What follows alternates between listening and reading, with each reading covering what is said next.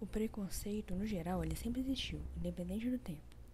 Por exemplo, na antiguidade, principalmente os povos romanos, gregos, como eles gostavam muito de competições, o preconceito lá era entre os vencedores e os perdedores. Os perdedores se mantinham afastados dos vencedores. E depois, mais tarde, na Idade Média, que veio esse preconceito entre classes sociais, né? A burguesia, a nobreza se mantinham afastadas dos plebeus. E depois, mais tarde, com a colonização europeia, que se deu o preconceito racial e vindo para o Brasil por conta dos escravos.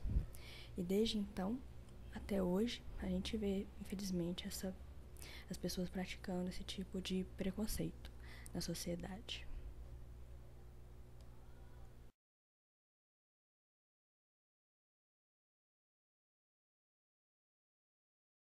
A nossa entrevista é sobre a questão do negro no Brasil. E a minha entrevistada é a senhora Juliana Canuto. Pergunta número 1. Você já sofreu algum preconceito racial? Sim. Fomos para uma festa e, ao informar se a festa seria ali mesmo, o porteiro nos barrou perguntando: vocês têm convite? Você já sofreu algum preconceito quando foi procurar emprego? Não, nunca sofri preconceito ao procurar emprego, porque na verdade, para esse preconceito depende até da posição, da profissão, né? Na minha eu não tive esse problema. Qual é o seu ponto de vista em relação ao preconceito racial no mercado de trabalho? No mercado de trabalho, o preconceito racial, eu acho que é a posição do negro na imposição daquilo que ele faz. Então, aqui no Brasil, principalmente, se o negro tem status, ele passa a não ser negro, né? Ele passa a ser uma pessoa importante. Exemplo, Pelé, Obama, né? Então, não vejo esse preconceito, eu vejo mais como socioeconômico. Como você vê o papel da mídia, rádio, televisão, cinema, em relação ao papel do negro na sociedade? O negro foi imposto na televisão, né? Houve-se um tempo que era obrigado a ter uma porcentagem de negro, né, na TV. Hoje a questão já mudou, né? O negro está aprendendo a lutar pelos seus direitos e com isso está tendo um bom papel. No seu ponto de vista, qual seria a melhor forma de inserir mais a população na luta contra o preconceito racial? Sim, essa luta seria o começo pela educação, né? Dando melhores escolas, dando melhor educação, né, das escolas públicas, onde o negro tem esse acesso, né, melhorando a educação mesmo em si. E sobre a questão da cota para negros nas universidades, qual é a sua opinião? Na minha opinião, essa cota passa a ser ridícula, porque existe cota sim, tem que existir cota sim para deficientes. Negro não é deficiente, né? Tem que melhorar os ensinos nas escolas públicas para que o negro tenha um acesso melhor. E a questão das cotas não seria para o negro, e sim para a baixa renda. Em 1888, nós tivemos a abolição da escravatura, onde o Brasil oficializou o término da escravidão. Qual é a sua opinião? Desde esse tempo, se mudou alguma coisa? Qual é a sua visão sobre isso?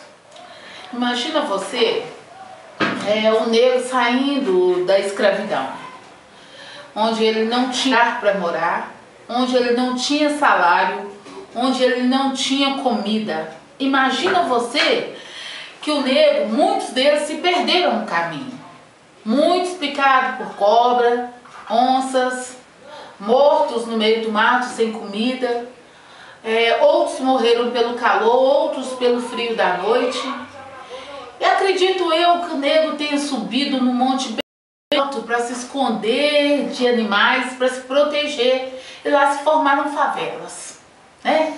Aí se formaram casebres, barracos, casinhas, né? Hoje nós chamamos de favela, acredito que foi assim. E que essa mudança hoje em dia, que o negro está tomando essa posição de estudar e crescer e se igualar, né, na sociedade. Essa é a minha visão do negro, dessa libertação que até hoje ainda não existe. Até hoje, como a gente se fala de preconceito, né? Esse vem do tempo lá da escravidão, é uma história, um passado, né? Que nós precisamos colocar limpo, porque hoje, na verdade, tanto se mistura nessa escravidão da civilização, tanto o negro quanto o branco, né? Todos eles trabalham pelo mesmo efeito salário. Agora, para encerrar, eu vou fazer uma pergunta, porque atualmente a gente vê muitos movimentos antirracismo, lutando, por exemplo, dia 20 de novembro, que é o Dia da Consciência Negra. Qual é a sua opinião sobre essa movimentação que tem ocorrido nos últimos anos? Como tudo na vida tem seu ponto negativo e positivo, né? Eu acho que essa consciência deveria existir dentro do nosso lar, né? Porque um bebê quando nasce, ele não sabe se ele é negro ou se ele é branco. E nós é que devemos instruir os nossos filhos a ter orgulho disso. Eu, por exemplo, na minha casa tenho 2 filhas, uma de 22 e uma de 6 anos, onde eu educo e desde pequenininha falei, filha, você é negra. Todas as 2 têm maior orgulho disso. Então eu acho que isso começa a educação de ser negro, começa dentro de casa. O valor de ser negro começa dentro do seu lar, né? Aprendendo a valorizar a raça, a cor. Então eu não vejo esse movimento como nesse caso da educação do lar positivo, né? Às vezes o comercialismo nessa história, né? Nós devemos repensar bem isso e até incentivo ao racismo também. Então acho que às vezes a gente tem que repensar nesses movimentos.